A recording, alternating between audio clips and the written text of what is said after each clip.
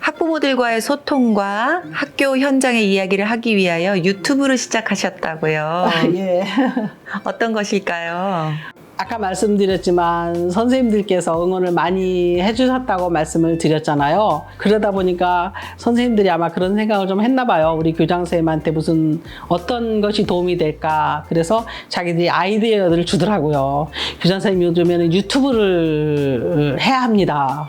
거기를 활용해야지 됩니다 라고 해서 제가 그동안에 학부모님과의 소통 그리고 선생님들과의 소통을 위해서도 제가 제 교육 철학이 무엇인지를 말하고 싶어서 정상신의 단짠단짠이라는 책을 썼어요. 이제 제 개인의 뭐 어떤 가치관 또 교육에 관한 가치관 같은 거를 이렇게 실었고요. 이어서 이제 학생들이 이제 아프고 흔들리면서 크잖아요. 그 학생들의 사례집을 이렇게 만들었습니다. 그래서 만들었는데 정상신의 토닥토닥입니다. 그래서 만들었어요. 이제 제가 다 사례를 썼고 교육 경력을 바탕으로 제가 쓰고 선생님들하고 이렇게 만들었는데 이걸 유튜브에 어떻게 올렸냐면요. 이거를 선생님들 제안이 자기들이 목소리를 기증하겠다. 그래서 이 정상신의 단짠단짠은 짧은데 이거 짧은 글인데 이걸 읽는 사람의 목소리가 다 달라요. 시간 날 때 자기가 저녁에 집에 가서 이 책에 보면은 설거지 하면 남편과 싸운 것도 아니다. 이렇게 목소리를 녹음해서 기증을 해요. 그럼 저는 이거 사진 찍은 거랑 같이 유튜브에 같이 실었습니다. 그래서 선생님들께서 함께 해준 그런 유튜브였고요. 제가 그 당시에는 유튜브를 직접 나간 건 나중에 조금 나갔죠. 선생님들 도움이 많이 컸습니다. 이 책은 좀 팔렸어요. 팔렸는데 그 팔린 돈은 학교 밖 청소년 쉼터에 다 전액 기증을 하자고 또 저는 그 생각도 못 했는데 교장 선생님 그렇게 하면 훨씬 뜻깊지 않을까요? 라고 해서 기꺼이 그렇게 한 기억이 있습니다.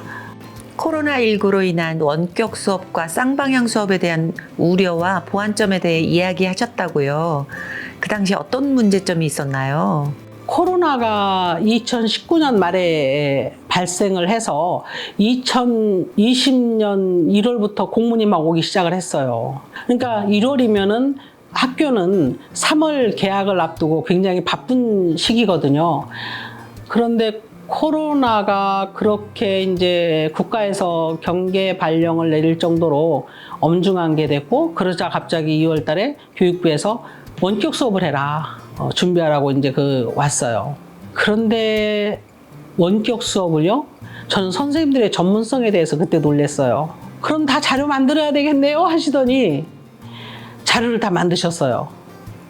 그래서 이제 한 3월 일부 동안은 학생들이 등교도 하고 했는데 등교한다고 하니까 좀 학교가 방역 준비를 많이 했고요. 그 다음에 원격 수업에 들어갔죠. 그러다 보니까 학생이 성인이 아니잖아요. 성인도 온라인 화면에 이렇게 학습하는 거에 집중하기가 쉽지 않은데 어린 학생들이 집에서 보고 있으라면 보나요? 안 볼 수도 있고 집중 안 할 수도 있고 켜놓고 딴짓할 수도 있고 많죠. 그러니까 선생님들은 그 상상을 하는 거예요. 그래서 상상을 해서 얘가 이럴 것이다. 심지어 얘는 이제 학교에 등교한 것처럼 교복을 입고 컴퓨터 앞에 앉아라 그랬어요. 원격 수업을 할 때 가장 먼저 장애가 컴퓨터가 집에 2대가 없잖아요. 자녀가 2인데 컴퓨터 모니터 하나인 거예요. 집에 하나죠. 집에는 가정용이. 어떡할 거냐. 그래도 이제 그거 수요조사를 해서 막 보급을 했어요. 일단 인프라를 갖춘 후에 수업했는데 이제 문제가 되는 게 집중력인 거예요.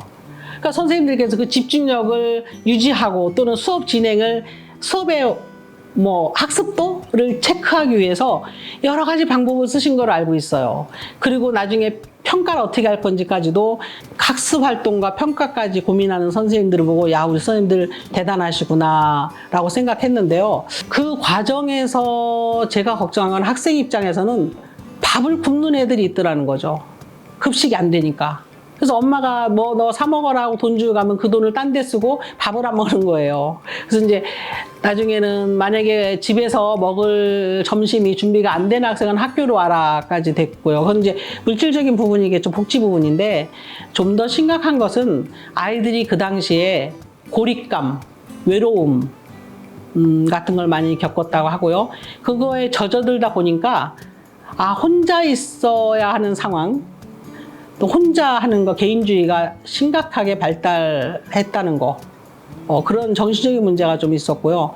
또 하나는 아이들이 그 이후로 코로나가 끝난 이후부터, 그때부터 시작된 겁니다만 컴퓨터 의존도가 엄청 높아졌다는 것이 두드러집니다. 그 선생님들의 말씀, 부모님들의 말씀보다는 컴퓨터에서 나타나는 또는 게임에서 나타나는 어떤 가치관에 더 매몰되고, 그래서 그런 문제들이 생겨서 제 생각으로는 딥러닝이, 그래도 컴퓨터가 딥러닝을 하고 있다면 뭐 그게 선순환이라고 해야 되나요? 꼭 긍정적인 건 아니지만, 근데 그때부터 벌써 딥페이크가 시작된 게 아닐까. 그런데 우리 교육에서는 아이들이 리얼리티, 현실에서 버추얼 리얼리티로 넘어가는 과정을 우리는 쫓아가지 못하고 있다. 컴퓨터에 의존해도 학생은 학생이잖아요. 그럼 컴퓨터 의존된 상태에서 우리가 아이들을 어떻게 잘 키워야 되는지, 이것에 대한 대책이 없다라는 것이 문제점이고요. 문제점을 안다면 당연히 선생님들과 함께 그 교육의 방법, 처방도 쉽게 구할 수 있으리라고 생각을 합니다. 그렇게 벌써 코로나가 우리한테 그런 미래를 갑자기 당겨놓은 듯한 그런 현상을 가져왔습니다. 네. 학교 현장에서 교원들에게 주어지는 전시성 업무에 대해 어떻게 생각하실까요? 전시성 업무는 없어져야 되죠, 이제는. 교육을 백화점식으로 나열해 놓고 어느 활동이, 어느 학교가 또는 어느 교육청이 좀 더 화려하게 교육 활동을 하느냐라고 꾸미는 전시성 교육 행정은 이제는 없어져야 될 시기라고 생각합니다. 대표적으로 전시성 업무가 학교 홈페이지에 올린 정보 공시죠. 보지도 않는데 학교 홈페이지를 통해서 뭐 학부모님들에게 알릴 걸 알리는 건 좋은데, 무슨 통계청처럼 그 시기에 4월 1일, 1일 시기에 맞춰서 학교 통계를 다시 점검해서 올려야 되는 그런 게 있어요. 매 사안마다. 그리고 교육부에서 내리는 어떤 정책 변화를 학교까지 침투가 돼서 다 그걸 반영을 해줘야 됩니다. 전시성 업무 중에서 또 하나가 있다면 모든 업무를 위원회를 열어서 해라 라는 부분도 큰 전시성 업무고, 또 학교 서비스, 교육행정 서비스, 또 예산의 투명성, 이런 것들을 전시를 하다 보니까, 우린 투명하다 하다 보니까 선생님들한테 회계 업무가 부여지고, 선생님들이 1,000원짜리, 100원짜리까지 숫자 맞춰서 물품을 구입하고 조달받고 이러는 과정을 선생님들이 다 하셔야 돼요. 한번 생각을 해보세요. 학교 경영을, 교장도 어려운 일입니다. 학교 경영을 투명하게 하라고 하면서, 강조하고 감사를 하면서 정작 교육청은 청렴도 꼴찌를 6년째 이어오고 있다. 이 웃기면서 슬픈 이 대전교육의 현실을 어디 가서 설명을 할 수 있을까요? 우리 선생님들이 교장인 저한테 항의할 만한 사안이지 않겠습니까? 그래서 선생님들은 나이스가 또 생긴 이후로 좋은 점도 있지만 모든 것이 다 선생님들이 해야 되는 사안이에요. 어떤 학교에서는 시설 관리도 선생님이 하시고요. 위생 관리도 하고요. CCTV 관리도 선생님이 해요. 이런 정책을 마구 쏟아낼 때 교육부가 선생님을 교사로 보는 것인지 아니면은 행정사무원으로 보는 것인지 궁금하지 않을 수 없고, 교육을 망치고 있는 것은 교원을 전시성 행정에 매몰시키기 때문에 교육이 망해가고 있다. 그 피해는 고스란히 학생한테 돌아갑니다. 뭐 좀 말이 길어졌지만 학생들은 집에서 엄마 아빠의 따뜻한 말과 손짓과 눈빛으로 애들이 크잖아요.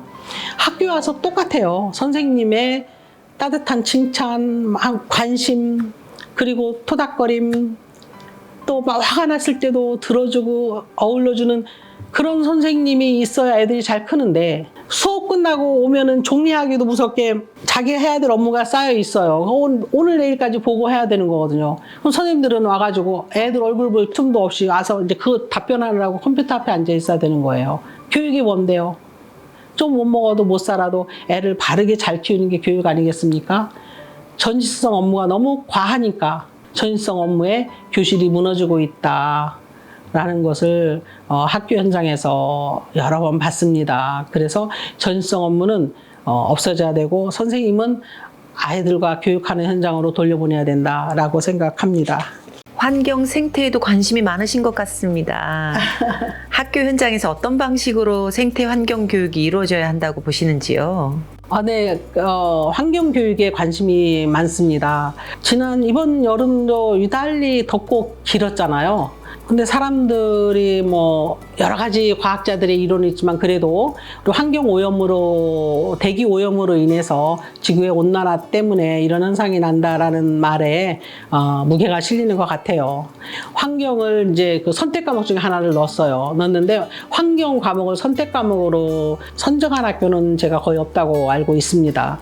그래서 환경 교육 꼭 필요한데 그냥 계기 교육으로만 하고 있기 때문에 아이들 초, 중고 14년 동안 환경 교육이 체계적으로 이루어지고 있지 않다, 현실이. 그래서 제 생각에는 환경도 어떤 학습 자료, 균등한 학습 자료를 가지고 체계적으로 14년에 걸쳐서 늘 접하고 배우는 그런 교육 활동이 돼야 되고요. 또 이론으로만 배우지 않고 지역사회와 연계해서 정말 자기가 사는 고장의 환경을 알고 또 어떻게 보호해야 될지, 보존해야 될지 또는 어떻게 생활해야 될지 태도를 배우는 교육들이 쉼 없이 이루어져야 된다고 생각합니다.